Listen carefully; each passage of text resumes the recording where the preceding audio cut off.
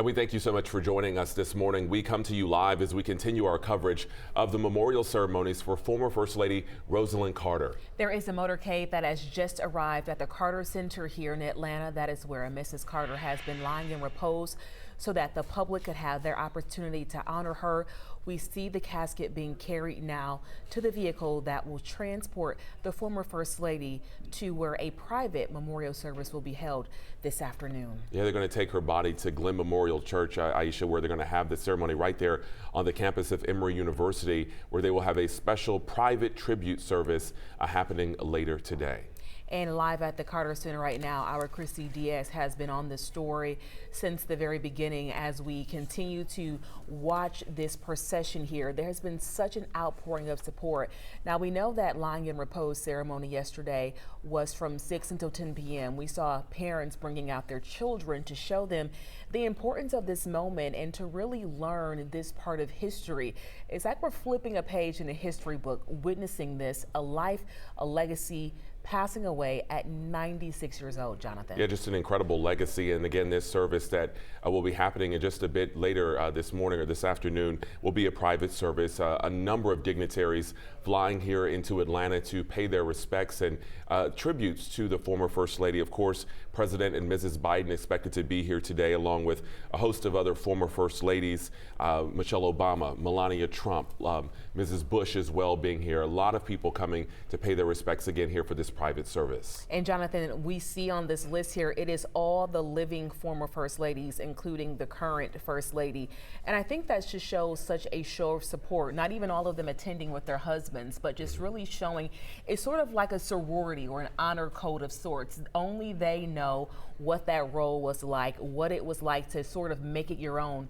There's a quote from Michelle Obama saying that Rosalynn Carter, they shared such a special bonding moment when she told her to truly take that office and make it your own, aside from what your husband does. And we saw Rosalynn do that truly with her passion for especially mental health advocacy, you know, doing the research. And that is truly going to be one of the most major parts of her legacy, really changing the face of mental health here in our society. Yeah, that was really her legacy, and we talked about that. That's sort of been one of the storylines, is that she sort of transformed the role of First Ladies. She was very much active, not just in the community, but really in some of those cabinet meetings. We talked about that. But as you can see, you're looking live right now here in the city of Atlanta, right there, as her casket is being carried toward where the service is being held. You can see a lot of people there watching as this moment is happening. And we do see a lot of young people there as well. We do understand that, you know, school times are going to be impacted with this motorcade going through the city and that memorial service. But one of the things that everyone is going to be looking out for today, we do understand that former President Jimmy Carter is supposed to make that drive from their hometown of Plains, Georgia, to come here to Atlanta to be a part of this part of the ceremony where his wife is being remembered, his wife of 77 years. So many people are thinking of him. He entered hospice care back in February, and his family has continued to tell us that, you know, he's doing fine, he's communicating with us, and we do understand that he was with his wife until her final breath on last Sunday, holding her hand as that moment took place. With her until the very end. A little bit more about this motorcade that you're going to see. This motorcade will start right here at the Carter Presidential Center, of course, and will depart. We're hearing around noon, perhaps a little before noon, and they will continue right there going through John Lewis Parkway toward Ponce, and the motorcade will then turn right and then continue as they get toward Clifton Road, going right to where we talked about on Emory University's campus at Glenn Memorial, where that service is set to start a little later this afternoon. We see the family's pastor, who has been there from the very beginning, and the couple really bonding over that, saying that that is one of the things that kept them together even in the moments that communication failed them. There was a quote from former President Carter this morning saying, if we have our faith and if we're reading scriptures together every night, then how can you have bad communication? And I think it's the love story here that so many people got to witness here, not only their jobs that they did separately during their time in DC, but just really how they poured into the community separately and together.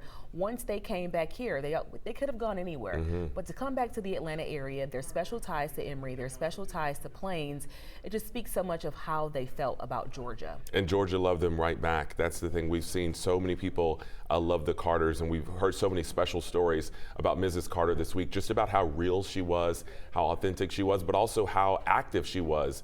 First Lady who, even after leaving the White House, perhaps got even more involved, and a lot of that involvement happened at Emory University, a university that she decided, along with her husband, to partner with back in the early 1980s after leaving the White House. They wanted to continue a lot of the work they had started in the White House, and they said, hey, we want to find a university that we can really continue some of these initiatives, and that's what you saw. But again, you're looking live if you're just joining us here online right now at the motorcade that will be starting soon, momentarily, ahead of the private service, tribute service happening at Glenn Memorial on Emory University's campus.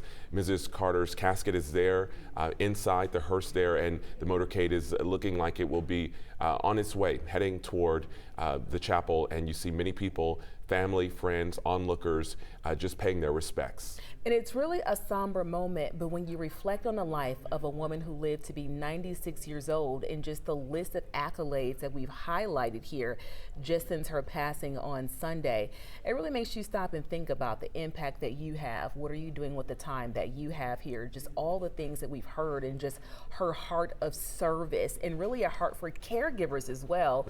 When she turned into a caregiver for her own husband at one point. So there are so many people who related to her just on a human level, far beyond politics. And that's what's special, and that's really the human stories we've heard over the last few days. People not talking so much about policy or what she did while she was at the White House with her husband, but really the things she did after. People talking about, hey, even when they would run into her in Plains, the hometown that she loved so much, she would just talk about fashion. She would talk about what was going on. She would just have regular conversations, and I think that authenticity is what really is part of her legacy, at least what a lot of her friends have said. And just really, just being so down to earth, and just even the decision to go back to your hometown, what that can mean for a lot of people, just having the opportunity to see you at a church service every Sunday, knowing that you were, a former First Lady and your husband was the leader of the free world. And I think for us, it just really humanizes the moment and just really causes us to celebrate and honor Rosalynn Carter. Right now, let's go to our Christy Diaz. She is live there at the Carter Center. Christy, I know you've been covering this from Americus, now here in Atlanta. What are you seeing out there this afternoon? Coming and paying their respects. Just a beautiful day. It is a peaceful moment, a somber moment, as we watched the color guard walk Mrs. Carter's casket out of the walkway, out of the Carter Center, where she had been lying in repose for the public to come pay their respects last night. And this morning, we watched her come up that right side walkway where she came into the Carter Center yesterday, followed by several members of the family that came out and watched as the color guard then loaded her casket into the hearse, and it made a slow circle around this circle of flags. You'll notice the people lining and standing right underneath the flags. These are all Carter Center staff that decided to come outside this morning to honor her and stand here and watch as Mrs. Carter left the Carter Center for the final time, the institution that she co-founded with President Carter. You'll also notice the flags here are all at half staff. President Biden made that declaration back on November 25th, ordering all flags be at half staff, and they will likely stay that way through the duration of all of the events that are planned to honor her life. At this moment, it is still quiet. It is still peaceful. The motorcade has now circled outside of the circle of flags and is holding steady still here on the grounds of the Carter Center, but it is about to head out onto Freedom Parkway and wind its way through Atlanta roads to make its way over to the Glenn Memorial Church on Emory's campus for that service. Surviving children will serve as honorary pallbearers there. Now, I will say this has been a very quiet, peaceful morning here as people have, it's kind of a vibe of reverence. The Carter Center itself is a peaceful place. these over 35 acres of lush greenery modeled after Camp David.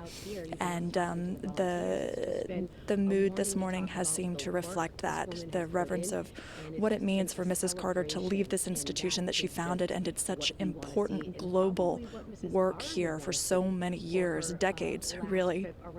And quite meaningful and emotional to watch her circle around this circle of flags, a flag for each state, and watch that hearse move out for the final time as she exits and leaves the Carter Center for her final time.